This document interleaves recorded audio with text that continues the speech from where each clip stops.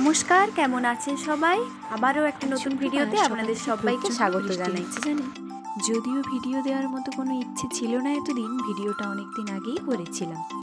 এই ভিডিওটা আমাদের গ্রামের একটি ছোট্ট স্থানে গিয়ে করা। জায়গাটা ভারী সুন্দর, তাই না? ভারী বেশ। যখন প্রচণ্ড বৃষ্টি হয় তখন আমাদের গ্রামের এই ড্যামের দরজাগুলো খুলে দেওয়া হয়। তো আমি একদিন বিকেলে চলে গেছিলাম এখানে একটি ভিডিও শ্যুট করার জন্য। তো গেছিলাম যখন, ভাবলাম আপনাদের সাথেও জায়গাটা একটু দেখিয়ে নিই আর একটা ব্লগ ভিডিও বানিয়ে নিই। ঠান্ডা প্রাকৃতিক জলে পা ডুবিয়ে হাঁটতে কার না ভালো লাগে বলুন তো? আমার কিন্তু বেশ লাগে। তো আমিও একটু হেঁটে হেঁটে এপাশ থেকে ওপাশে যাচ্ছিলাম। দূর দূরান্ত থেকেও অনেক মানুষ আসে এখানে জল দেখার জন্য। যদিও সেই পাশটায় আরও সুন্দর আছে, আপনাদেরকে পরে দেখাচ্ছি। ভিডিওটা এতদিন শেয়ার করে ওঠা হচ্ছিল না, তার একটাই কারণ, এই তিলোত্তমা ঘটনাটাকে ঘিরে মন মেজাজ একদম ভালো নেই।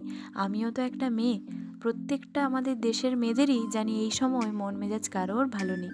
তবুও কী করব, সমাজ তো গতিমান, তাই আমাদেরকেও সমাজের সাথে তাল মিলিয়ে গতিমান হয়েই হাঁটতে হবে, তাই না?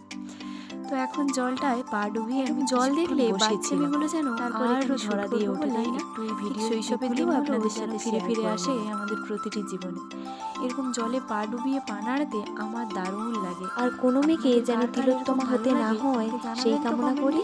প্রত্যেকটি বাড়ির মেয়ে সুস্থ থাকুক, সাবধানে থাকুক, ভালো থাকুক। সবাই সাবধানে চলাফেরা করবেন। বর্তমান দিনে আর কাউকে বিশ্বাস করবেন না, আর যাই করুন না কেন। যদি আমাদের এই মিষ্টি গ্রামটিকে ভালো লেগে থাকে অবশ্যই একটি লাইক করে দেবেন। আবার দেখা হচ্ছে পরবর্তী ভিডিওতে। আজকের মতো বাই বাই।